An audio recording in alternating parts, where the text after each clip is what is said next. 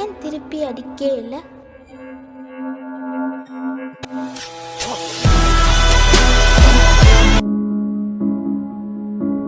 கண்ணீர் மிச்சமில்லாமல் வறண்ட கண்ணு எங்கி நிற்க இனியவனும் அழ வேண்டாம் என்று அங்கே ஒரு அழுகுரல் சத்தம் கேட்டது.